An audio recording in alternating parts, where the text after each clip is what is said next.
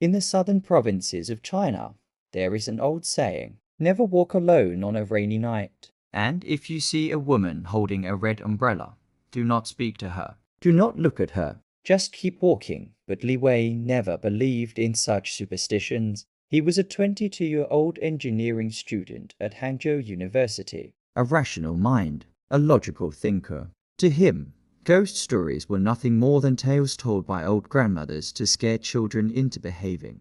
That night, he would learn how wrong he was. It was October. The autumn rain had been falling for 3 days straight, turning the city into a grey, miserable world of puddles and fog. Li Wei had stayed late at the library, studying for his midterm exams. By the time he packed up his books, it was already past 11. The buses had stopped running. His phone was dead, and he had forgotten his umbrella. He stood at the library entrance, watching the rain pour down like a curtain of silver needles. He had two choices. Wait until morning, or take the shortcut through the old town. The old town was a maze of narrow alleyways that had existed for over 300 years. Most of the buildings were abandoned now. The locals avoided the area, especially at night. They said it was haunted. Li Wei laughed at the thought. Haunted? What nonsense! He pulled his jacket over his head and started running.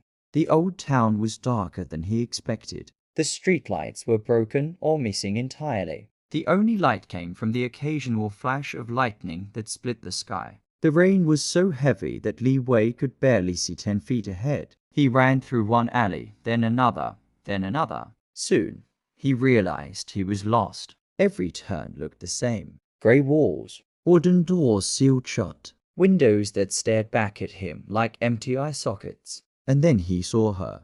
At the end of the alley, maybe 50 meters away, stood a woman. She was wearing a white qipao dress, the traditional kind, with delicate embroidery along the collar. Her long black hair hung past her waist, wet and clinging to her pale skin. And in her hands, she held a red umbrella. Not a modern umbrella, an old-fashioned oil paper umbrella, the kind that hadn't been used in decades. The red was so vivid, so bright, that it seemed to glow against the grey surroundings. Li Wei stopped running. His heart was pounding, but he told himself it was just from the exercise. "Hello," he called out. "Miss, are you okay?" The woman didn't move. She just stood there, perfectly still, as if she were a statue. Li Wei walked closer. The rain was soaking through his jacket, and he was shivering. But something about the woman drew him forward. Maybe it was curiosity, maybe it was concern, or maybe it was something else entirely. "Miss, do you need help? Are you lost?"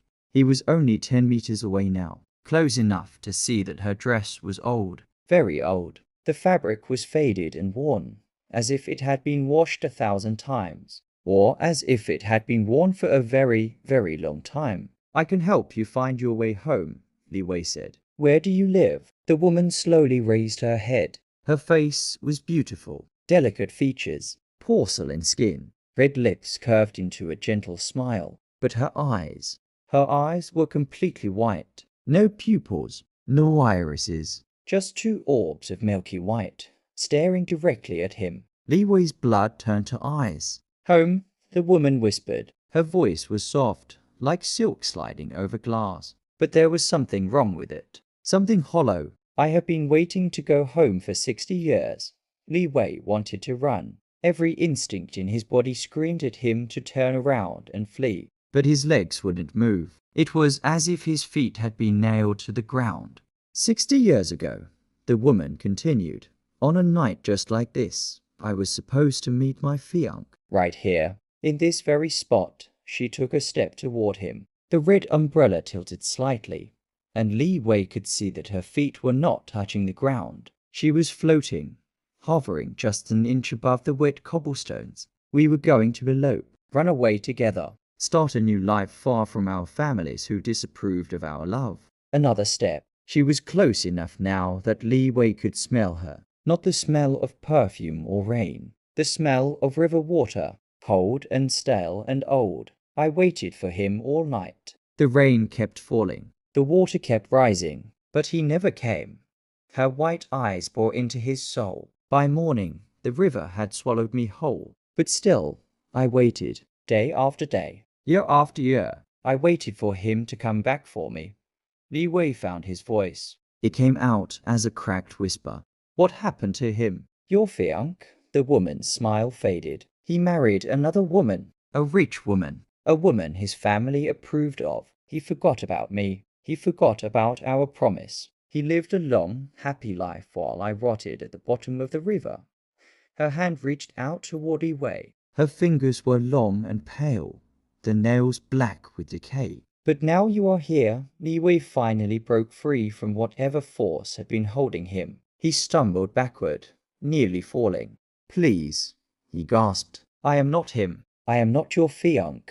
I know, the woman said. But you look so much like him. The same eyes, the same face. You could be his grandson.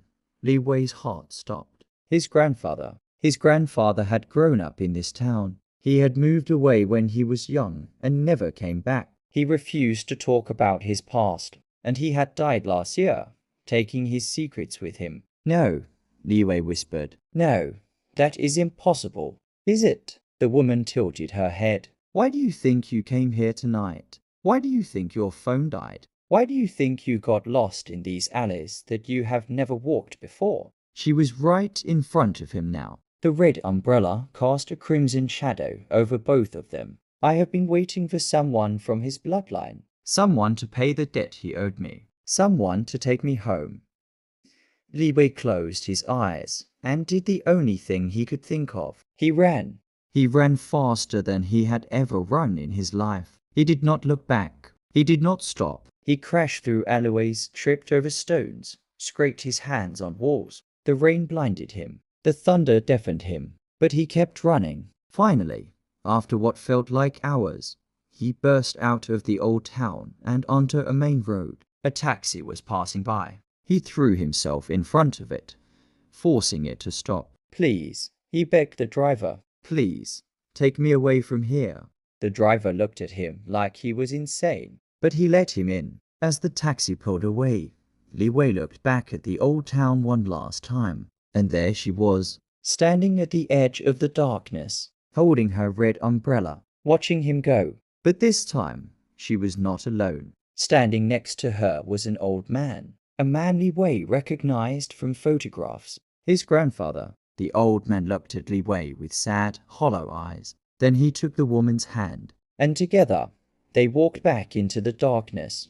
Li Wei never returned to that town. He dropped out of university and moved to Beijing, as far away as he could get. But sometimes, on rainy nights, he still sees her, in the corner of his eye, in the reflection of a window, in the shadows of an alley. A woman in white, holding a red umbrella, waiting. Some debts, they say, can never be repaid. Some promises can never be broken. And some ghosts will never stop waiting. So the next time you walk alone on a rainy night, remember this story. And if you see a woman holding a red umbrella, do not speak to her. Do not look at her. Just keep walking, because she might be waiting for you.